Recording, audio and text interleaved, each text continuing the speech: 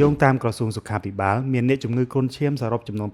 578នាក់ក្នុងស្រុកកោះធំខេត្តកណ្ដាលដោយរាប់ចាប់ពីថ្ងៃទី16ខែមិថុនាដល់ថ្ងៃទី4ខែកក្កដាឆ្នាំ2026ក្នុងចំណោមអ្នកជំងឺទាំងនោះគឺមានអ្នកជំងឺធ្ងន់ចំនួន6នាក់ដែលត្រូវបញ្ជូនទៅមន្ទីរពេទ្យគន្ធបុប្ផាខណៈមិនមានករណីស្លាប់នោះទេនេះបើយោងទៅតាមការបង្ហោះលើបណ្ដាញសង្គមរបស់ក្រសួងសុខាភិបាលកាលពីថ្ងៃសៅរ៍សប្តាហ៍មុនក្រសួងក៏បានបញ្ជាក់ផងដែរថាមូលដ្ឋានដែលមានការឆ្លងជំងឺគ្រុនឈាមច្រើនគឺនៅក្រុងសំពៅពួនសង្កាត់ឈើខ្មៅសង្កាត់ព្រែកជ្រៃនិងមានការឆ្លងរាយប៉ាយនៅតាមឃុំសង្កាត់ផ្សេងៗទៀតនៃស្រុកកោះធំខេត្តកណ្ដាលប៉ុន្តែបើតាមលោកសឹមយងជាចៅសង្កាត់ឈើខ្មៅបានប្រាប់សារព័ត៌មានកម្ពុជាថារាប់ចាប់ពីខែមិថុនារហូតដល់ដើមខែកក្កដានេះមានករណីអ្នកកើតជំងឺគ្រុនឈាមចំនួន52នាក់ដែលភាគច្រើនជាកុមារនិងមានកុមារី2នាក់បានស្លាប់បាត់បង់ជីវិតផងដែរលោកបានបញ្ជាក់ទៀតថាកុមារីចំនួន2នាក់ដែលបានស្លាប់ដោយសារជំងឺគ្រុនឈាមកាលពីថ្ងៃទី12និងទី14ខែមិថុនាកន្លងមកនេះដោយសារតែអាណាព្យាបាលបានទៅទិញថ្នាំឲ្យកូនលេបនៅផ្ទះខណៈមិនបានទៅពិគ្រោះយោបល់ឬទទួលសេវានៅមន្ទីរពេទ្យបង្អែកស្រុកកោះធំ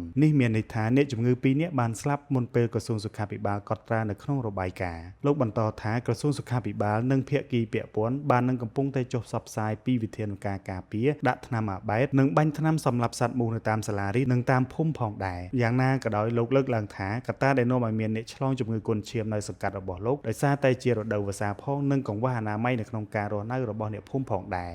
ផ្សព្វផ្សាយរហូតក្រសួងសុខាភិបាលក៏ផ្សព្វផ្សាយរហូតរបស់គាត់មិនដឹងពីមូលហេតុអីហើយចុះបាញ់ថ្នាំនោះក៏បាញ់ឲ្យតាមសាលាតាមភូមិអីពោហែរបស់គាត់រហូតប៉ុន្តែទៅកើតឡើងមកចឹងឆ្ងល់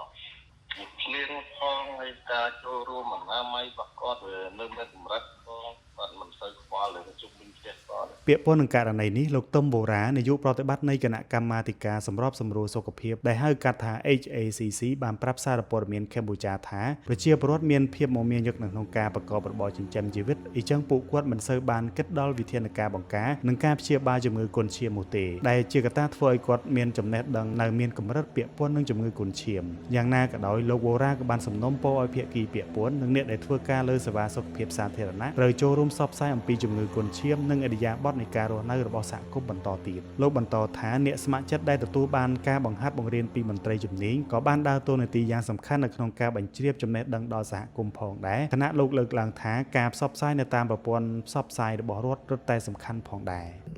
តាំងប្រព័ន្ធផ្សព្វផ្សាយរបស់រដ្ឋតាមប្រមាណហ្នឹងគឺថាទៅតែទូងស្គរបាទជំរុញឲ្យប្រជាពលរដ្ឋរបស់យើងហ្នឹងឲ្យបានយល់ដឹងឲ្យបានត្រៀមថារដូវភ្លៀងមកហើយថាតើនឹងមានជំងឺអីខ្លះនឹងកើតឡើងហើយតើយើងត្រូវបកាខ្លួនយ៉ាងម៉េចបាទហើយបើសិនជាមានមន្ទិលសង្ស័យតាក់ទងនឹងរឿងជំងឺហ្នឹងគឺថាត្រូវតែរស់រាន់នៅក្នុងការបញ្ជូនកូនចៅរបស់គាត់ហ្នឹងដើម្បីមកទទួលសេវានៅតាមមន្ទីរសុខាភិបាលសូមបញ្ជាក់ថាកាលពីថ្ងៃសៅរ៍ទី4ខែកក្កដាឆ្នាំ2026លោកស្រីយុសម្បត្តិរដ្ឋលេខាធិការទទួលបន្ទុកជំងឺឆ្លងនៃក្រសួងសុខាភិបាលក៏បានចុះជួយអន្តរាគមន៍និងតាមដានស្ថានភាពជំងឺគ្រុនឈាមនៅក្នុងស្រុកកោះធំខេត្តកណ្ដាលផងដែរហើយក្រសួងក៏បានដាក់ចេញនូវវិធានការចំពោះមុខចំនួន2ផងដែរគឺមន្ទីរពេទ្យត្រូវមានសម្ភារៈឱសថនិងក្រុមគ្រូពេទ្យគ្រប់គ្រាន់ដើម្បីសង្គ្រោះនិងព្យាបាលប្រជាពលរដ្ឋឲ្យបានទាន់ពេលវេលាហើយទី2គឺការបន្តធ្វើយុទ្ធនាការដាក់ថ្នាំអាបែតតាមផ្ទះនិងបាញ់ថ្នាំកម្ចាត់សត្វមូសតាមសហគមន៍សាលារៀននិងផ្សព្វផ្សាយការអប់រំសុខភាពនិងពន្យល់ប្រជាពលរដ្ឋឲ្យយល់ច្បាស់អំពីការការពារនិងការទប់ស្កាត់ជំងឺគ្រុនឈាម